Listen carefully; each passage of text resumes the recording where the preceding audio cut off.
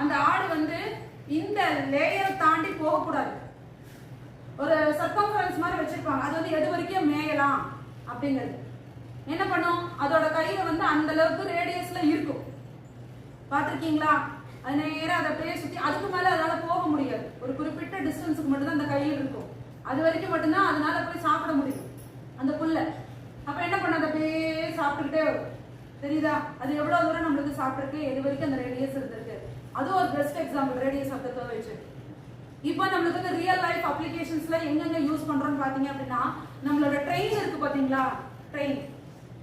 அந்த ட்ரெயினோட அந்த பாதை பார்த்துருக்கீங்களா, அந்த வே.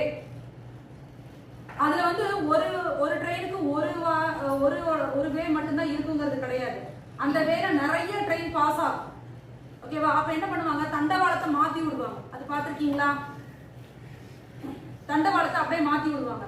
அப்போ அந்த ட்ரெயினோட நீளம் என்ன, அதுக்கு அது எந்த கர்வேச்சர்ல அது வந்து கர்வ் வளைஞ்சு போனா அது எவ்வளவு தூரம் போக முடியும், அது எந்த ஸ்பீட்ல போக முடியும்.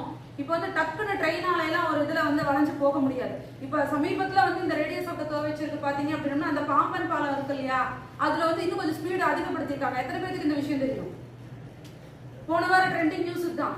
பாம்பன் பாலத்துல எப்பவுமே வந்து ட்ரெயின் மெதுவா தான் போகும். ஒரு குறிப்பிட்ட டிஸ்டன்ஸ்ல ரொம்ப கம்மியான டிஸ்டன்ஸ்ல தான் போகும், அதாவது ஸ்பீட்ல போகும்.